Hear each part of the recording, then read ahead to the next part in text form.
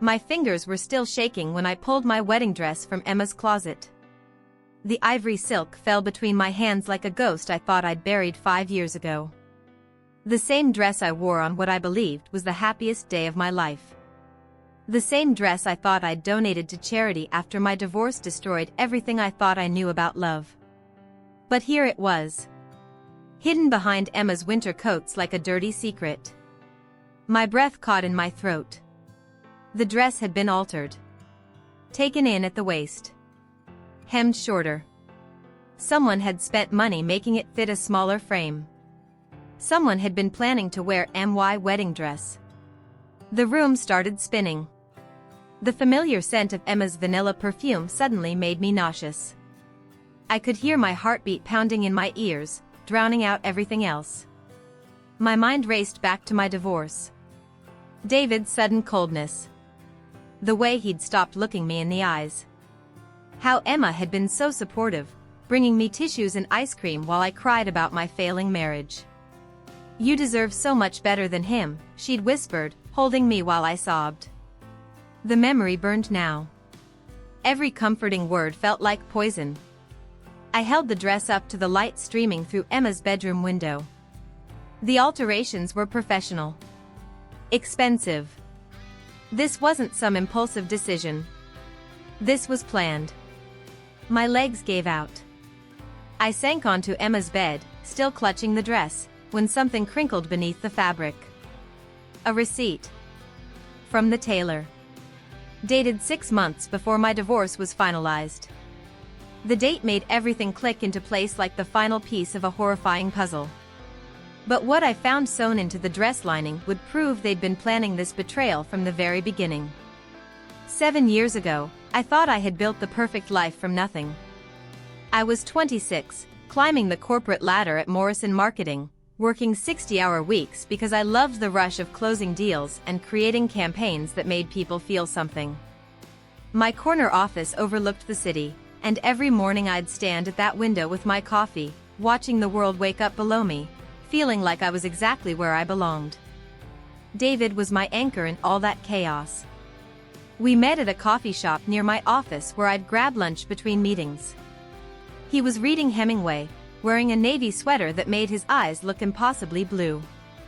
When he looked up and smiled, my carefully organized world tilted just enough to let love in. "You look like someone who needs to slow down," he said, gesturing to my phone buzzing with notifications. "You look like someone who has time to read novels at 2 in the afternoon," I shot back. He laughed. "Guilty. I'm a freelance graphic designer. Flexible schedule." 6 months later, he moved into my apartment. A year after that, he proposed on the same corner where we met, holding a ring he'd designed himself. The diamond caught the afternoon light like a promise. Emma cried harder than I did when I called to tell her about the engagement. "I'm so happy for you," she sobbed through the phone. "You deserve this. You deserve everything good." My sister had always been the emotional one. 3 years younger than me, with the same dark hair but softer edges everywhere. I had sharp corners. Where I conquered conference rooms, Emma nurtured third graders in her classroom.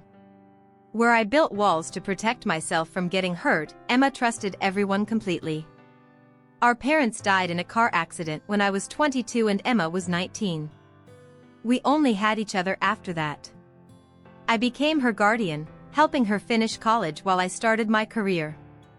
We weren't just sisters, we were survivors who'd built a family from the ashes of loss. Emma was my maid of honor, of course. She helped me pick my dress, held my bouquet while I said my vows, and caught me when I stumbled slightly walking down the aisle in heels too high for my own good. "You're glowing," she whispered during the reception, squeezing my hand. "David's so lucky to have you." The first 3 years of marriage were everything I'd dreamed of during those lonely nights after our parents died. David would bring me coffee in bed every morning before I left for work. I'd come home to find him cooking dinner, usually something he'd learned from a YouTube video, always willing to try again when it didn't turn out right. We talked about everything. His dreams of opening his own design studio. My goal of making senior director before 30. The house we wanted to buy with a garden where we could grow tomatoes and maybe raise kids someday. Emma was woven into our life completely. She came over every Sunday for dinner. She and David would team up against me in board games, accusing me of being too competitive. She'd stay late helping me plan surprise parties for David's birthday or anniversary gifts that would make him tear up. "You two are like the family I always wanted," David told me one night as we watched Emma teach our neighbor's kid how to braid friendship bracelets on our couch. I felt so grateful for my life. For having love after loss. For having Emma and David both, the two people who mattered most, getting along so perfectly. But there was always this small ache I couldn't name. A feeling that happiness this complete couldn't last. I'd grown up expecting disappointment, waiting for the other shoe to drop. Sometimes I'd catch David staring out windows with a distant expression. Sometimes Emma would change the subject when I asked about her dating life. Small things that probably meant nothing. I told myself I was being paranoid. That losing my parents so young had made me afraid of losing anyone else. I should have trusted those instincts instead. The first crack appeared on a Thursday evening in October, so small I almost missed it entirely. David was cooking pasta in our kitchen, humming something under his breath while I sorted through mail at the counter. His phone buzzed against the marble surface. Once, then twice. "Can you check that?" he called over the sound of boiling water. "Might be the client about tomorrow's meeting." I glanced at the screen. 2 text messages from Emma. The first one was innocent enough: "How did the presentation go today?" But the second message made my stomach drop. "I can't stop thinking about last night. When can we do it again?" My fingers froze over his phone. The pasta water bubbled louder, filling the sudden silence in my head. "What did it say?" David asked, still facing the stove. I stared at the words until they blurred. There had to be an explanation. Maybe they'd gone to a new restaurant. Maybe Emma was talking about some TV show they'd discovered. Maybe I was reading something that wasn't there. "Just Emma asking about your presentation," I said, my voice coming out smaller than intended. "Oh good. I'll call her back later." His tone was casual, normal, exactly what it should be. But when he turned around, his eyes didn't quite meet mine. And for the first time in 4 years together, I noticed how quickly he snatched his phone from my hands. "Everything okay?" I asked, studying his face. "Of course." He smiled, kissing my forehead like he always did. Why wouldn't it be? The kiss felt different somehow. Like he was trying too hard to make it feel normal. That night, lying in bed while David slept beside me, I stared at the ceiling and replayed those messages over and over. The words burned behind my eyelids. I can't stop thinking about last night. I wanted to wake him up and ask what Emma meant. I wanted to call my sister and demand an explanation. But a voice in my head whispered that happy wives don't interrogate their husbands over innocent text messages. That secure people don't turn nothing into something. I was probably being paranoid. I was definitely overthinking this. But my body knew something my mind wouldn't accept yet. My heart was beating just a little too fast, and sleep felt impossible. Something had shifted, and there was no going back to the way things were before I saw those words. The truth shattered my world on a Tuesday afternoon 3 weeks later. I'd left work early with a migraine that made the office lights feel like knives behind my eyes. All I wanted was to crawl into bed with the curtains drawn and sleep until the pain stopped. I used my key quietly, not wanting to wake David if he was napping. The house felt different somehow, charged with an energy that made my skin prickle. That's when I heard it. Laughter coming from upstairs. David's laugh, the one I'd fallen in love with at that coffee shop 4 years ago. But there was another voice weaving through his, soft and musical and achingly familiar. "Emma." My feet moved up the stairs without permission from my brain. Each step felt like walking through quicksand. The laughter grew louder, more intimate, punctuated by sounds that made my chest tighten with a dread I couldn't name yet. I stood outside our bedroom door, my hand frozen on the handle. Part of me wanted to turn around, to pretend I'd never heard anything, to preserve whatever was left of my life before it exploded. But I couldn't stop myself from pushing the door open. They were on our bed. My husband and my sister, tangled together in sheets I'd washed that morning. Emma's dark hair spilled across David's chest like she belonged there. Like this was natural. Like this was home. The world tilted sideways. David saw me first. His face went completely white, then red, then white again. Emma turned, and for a split second, she looked almost relieved. Sarah. David scrambled to cover himself, to cover her. This isn't, we can explain. But I couldn't hear him over the roaring in my ears. My chest felt crushed, like someone had reached inside and squeezed my heart until it stopped working properly. Emma sat up, clutching our sheets to her chest. The sheets where I'd slept beside David every night for 4 years. How long? The words scraped out of my throat like broken glass. They looked at each other. Actually looked at each other, having some silent conversation with their eyes while I stood in the doorway of my own bedroom, watching my life disintegrate. Sarah, please, Emma whispered. Let us explain. How long? I screamed, surprising myself with the volume, with the rage that came from somewhere deeper than heartbreak. 2 years, David said quietly, and the number hit me like a physical blow. 2 years. While I was planning anniversary dinners and buying Christmas presents and talking about having children. While Emma held me when I cried about work stress and listened to me worry about whether David and I were growing apart. While I was living a lie so complete I'd never even suspected it. Sarah. Emma reached toward me, and I stepped back like she was on fire. Don't. My voice came out broken, hollow. Don't you dare say my name. The room spun around me. Everything I thought I knew about love, about family, about trust, crumbled like a house built on sand. These 2 people were my entire world, and they'd been living secret lives behind my back for 2 years.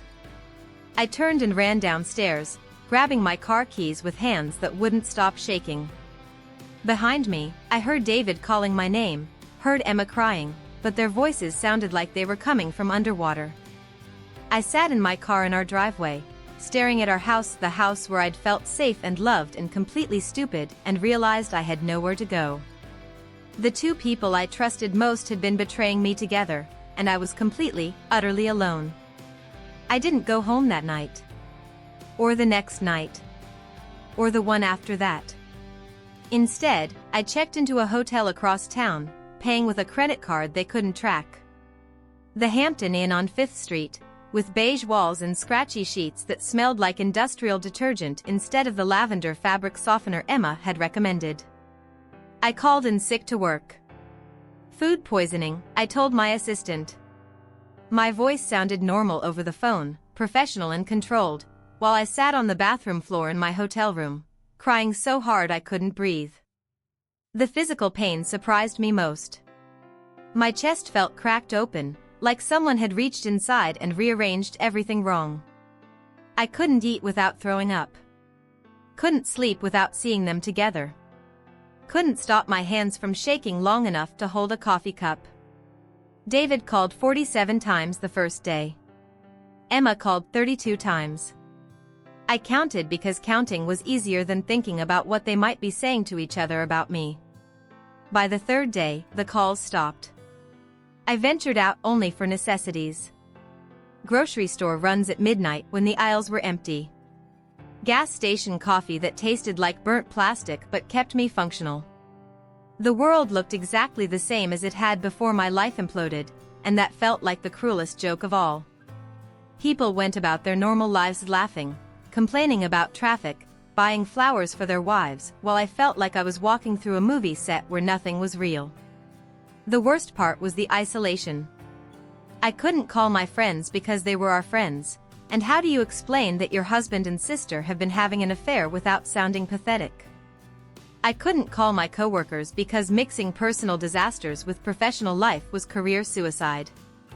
I had nobody. Every night, I'd sit in my car outside their world and watch it continue without me.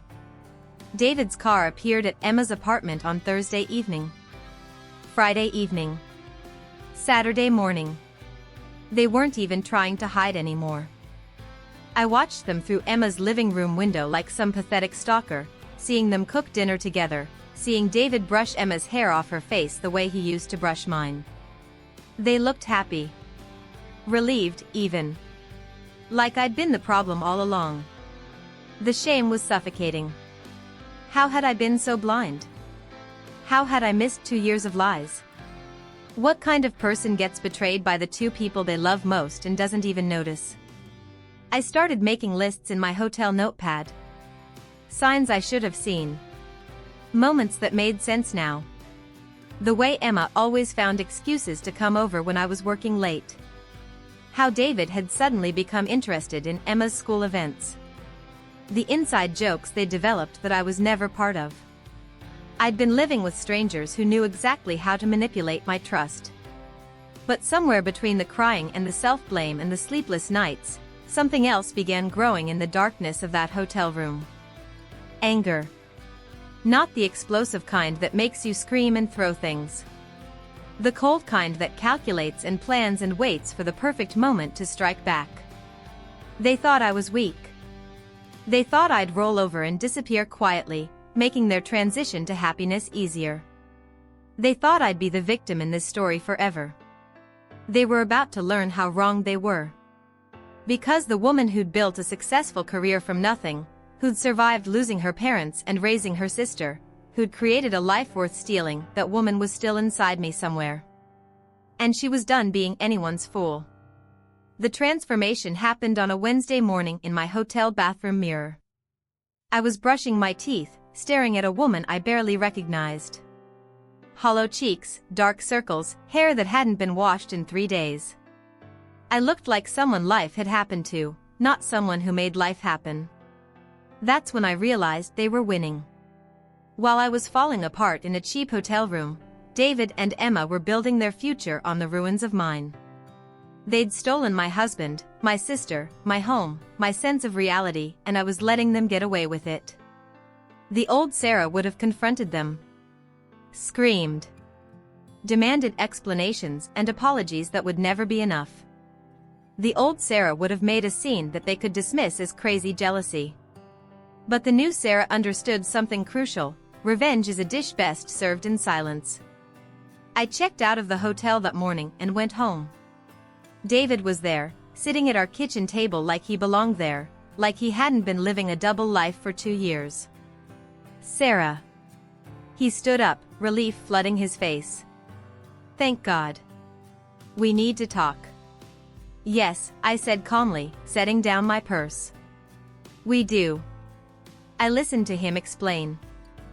How it had started innocently. How they'd tried to stop but couldn't fight their feelings. How they never meant to hurt me. How they wanted to tell me the truth but didn't know how. Every word was calculated manipulation, designed to make their betrayal sound like something that happened to them rather than something they chose to do to me. I nodded at the right moments. I even let myself cry a little, because men like David expect broken women to cry. I need time to process this, I told him finally. Can you stay at Emma's while I figure out what I want to do? The relief in his eyes was almost comical. He'd expected screaming, tears, demands for explanations. Instead, I was being reasonable. Mature. Easy to manage. Of course, he said, already mentally packing his bags. Take all the time you need. The moment his car pulled out of our driveway, I began my real work. I hired the best private investigator in the city. Margaret Chen, a former police detective who specialized in infidelity cases and asset hiding. Her rates were steep, but I wanted professionals who wouldn't miss anything. Document everything, I told her. Where they go, what they buy, who they talk to. I want a complete picture of their relationship. Next, I called the most ruthless divorce attorney in town. Richard Sterling had a reputation for eating opposing counsel alive and leaving his clients with everything they deserved.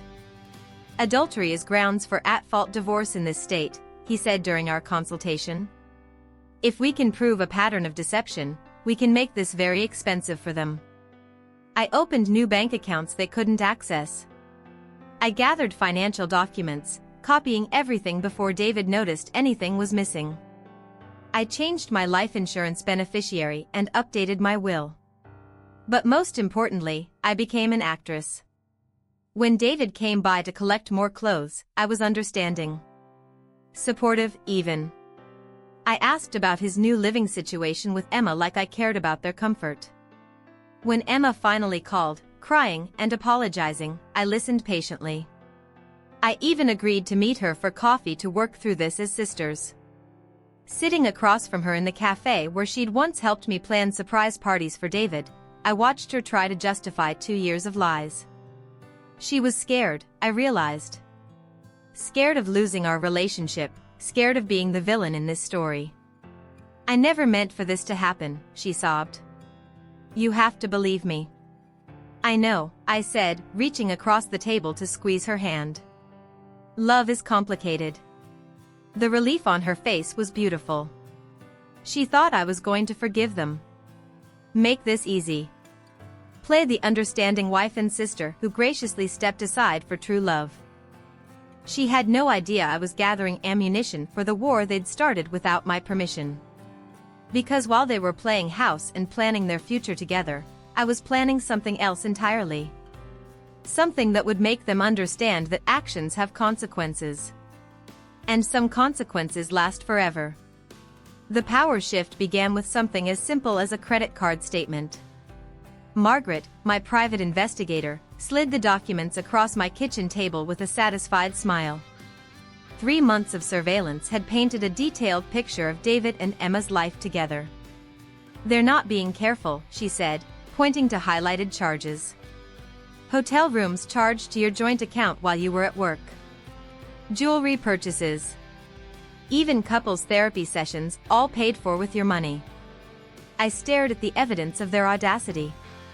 They were using my income to fund their affair and then their relationship counseling to work through the guilt of betraying me. This is more than enough for your divorce attorney, Margaret continued. But there's something else. She handed me a second folder. Photos of David at a real estate office, Emma beside him, both of them signing papers. They put an offer on a house last week. Used your financial information as part of David's loan application. My hands trembled slightly as I processed this. They weren't just living together, they were planning a permanent future with my money and my credit. That's when I stopped feeling guilty about what I was planning.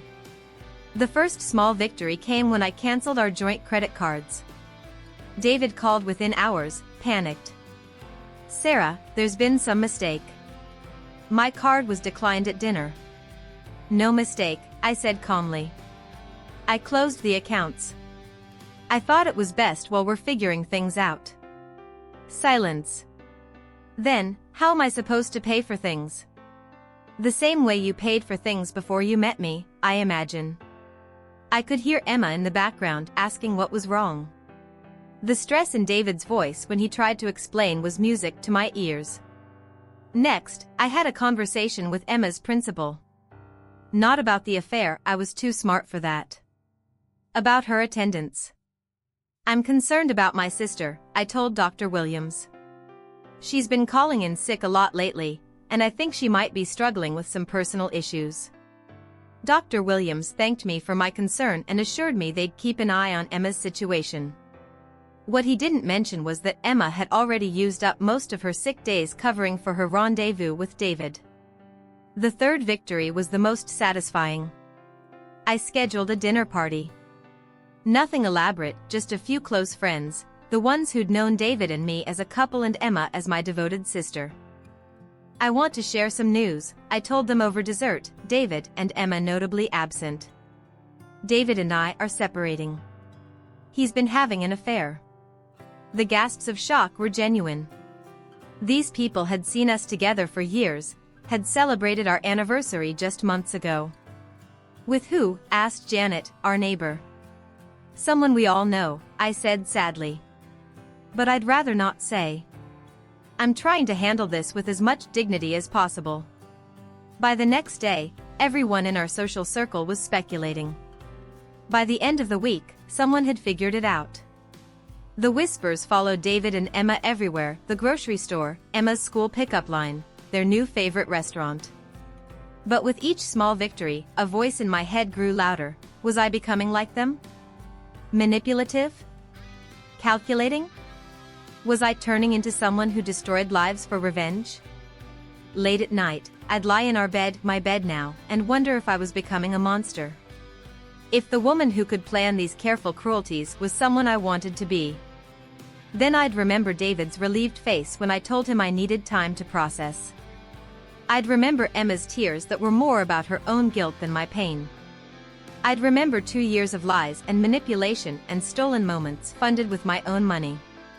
They'd made their choices. Now they were living with the consequences. And I was just getting started. The real storm was still coming, and they had no idea what was about to hit them. Because everything up until now had been practice. The confrontation happened at Emma's birthday party, the one I insisted on throwing for her. Let me do this, I'd told her over the phone. It's the least I can do after everything we've been through as sisters. She cried with gratitude.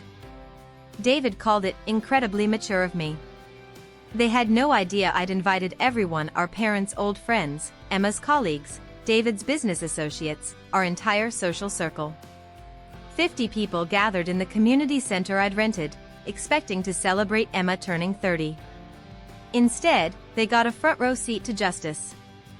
I waited until after the cake, when everyone was relaxed and happy. Emma was glowing, David's arm around her waist like they belonged together. Like this was their life now. I'd like to say a few words about my sister, I announced, tapping my wine glass. The room quieted. Emma beamed at me from across the room. Emma has always been special to me. When our parents died, she became not just my sister, but my responsibility. My family. Heads nodded. People knew our story. So imagine my surprise when I discovered that for the past 2 years, Emma has been having an affair with my husband. The silence was deafening. Someone's fork clattered against their plate. Emma's face went white. David stepped away from her like she was radioactive. Sarah, don't, Emma started. Don't what? I pulled out my phone, connected it to the speaker system. Don't share the beautiful text messages you two have been sending? Don't show everyone the hotel receipts charged to my credit cards?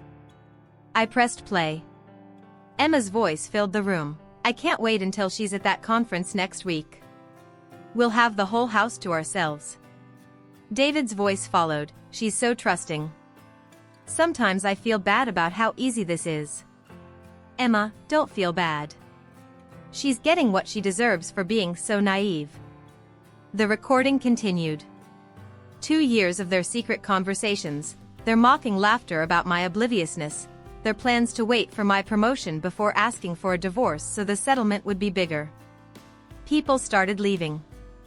Emma's principal was one of the first to go, her face tight with professional disappointment. David's biggest client followed shortly after. Stop, Emma pleaded, but her voice was barely a whisper. Why? I asked, my voice calm and clear. You didn't stop when you were destroying my marriage. You didn't stop when you were spending my money on your dates. You didn't stop when you were laughing about how stupid I was. David finally found his voice. This is insane. You can't. Can't what? Tell the truth? Isn't that what you two always said you were going to do eventually? I looked around the nearly empty room. Only a few people remained, staring at David and Emma like they were exhibits in a zoo. The house you put an offer on? I had it pulled from the market. The loan you applied for using my financial information? That's fraud, by the way. My lawyer will be in touch. Emma was crying now, mascara streaking down her cheeks. I'm your sister. Were, I corrected. Past tense. I picked up my purse, walking toward the exit with my head held high. Sarah, please, David called after me. We can work this out. I turned back one last time. You already worked it out. For 2 years. Without me. The last thing I heard as the door closed behind me was Emma sobbing and someone asking David how he could do this to me. Finally, they were getting the judgment they deserved. And I was walking away with my dignity intact. The fallout was swift and merciless. David lost his biggest client within a week. James Morrison, the CEO who'd hired David for 3 major campaigns, called me personally to apologize. I had no idea what kind of man he was, he said. We don't do business with people who lack character. Emma's situation was worse. Her principal called her in for a meeting about inappropriate conduct affecting the school's reputation. Teachers are held to moral standards, and having an affair with her sister's husband while lying about sick days didn't meet those standards. She was quietly asked to resign. Their dream house fell through when David's loan was denied. Turns out, committing fraud on financial applications has consequences. They moved into a cramped studio apartment on the wrong side of town, splitting rent they could barely afford. Meanwhile, I was discovering what freedom felt like. The first morning I woke up in my house, truly my house now, without wondering where David was or who he was texting, I felt something I hadn't experienced in months: peace. I thought betrayal had broken me, shattered me beyond repair. Instead, it had stripped away everything fake in my life, leaving only what was real. My career flourished without the distraction of a failing marriage. I got promoted to senior director 2 months after the divorce was finalized. My new office had an even better view of the city. New friendships emerged from the ashes of the old ones. The people who truly cared about me rallied around. Janet from next door brought me homemade soup and listened when I needed to talk. My colleague Marcus, who'd always kept things professional, started inviting me to dinner. You seem different, Marcus said one evening over wine. Stronger. I learned I can survive anything, I replied. That's a powerful thing to know about yourself. The nights were the hardest at first. The house felt too quiet, too empty. But slowly, I began to fill it with things that were authentically mine. Books I wanted to read instead of ones that looked good on shelves. Music that made me feel alive instead of music that was safe for couples. I started traveling weekend trips to places David never wanted to visit. I learned to cook for one and discovered I preferred it. I adopted a rescue cat who chose me at the shelter, a gray tabby named Phoenix who seemed to understand about starting over. 6 months after the confrontation, I ran into Emma at the grocery store. She looked exhausted, older somehow. Her cart was full of generic brands and discount items. She started to approach me, then stopped. We stared at each other across the produce section for a long moment. I felt nothing. No anger, no sadness, no desire for more revenge. She was just a stranger who used to be my sister. That's when I knew I'd truly healed. I thought about David sometimes, usually when something reminded me of our early days together. But even those memories felt like they belonged to someone else, the naive woman who believed love meant never questioning, never doubting, never protecting yourself. That woman was gone, and I didn't miss her. The woman who remained was stronger, wiser, and completely her own. She'd learned that the worst betrayals teach you the most important lessons about your own resilience. Some nights, sitting in my garden with Phoenix purring on my lap, I almost felt grateful. Almost. Because while betrayal had rebuilt me, it had also shown me exactly who deserved a place in my new life. And that list was very, very short. That brings me back to this moment, standing in Emma's nearly empty apartment, holding my wedding dress. The same dress that once represented the happiest day of my life. The same dress I thought I'd donated to charity.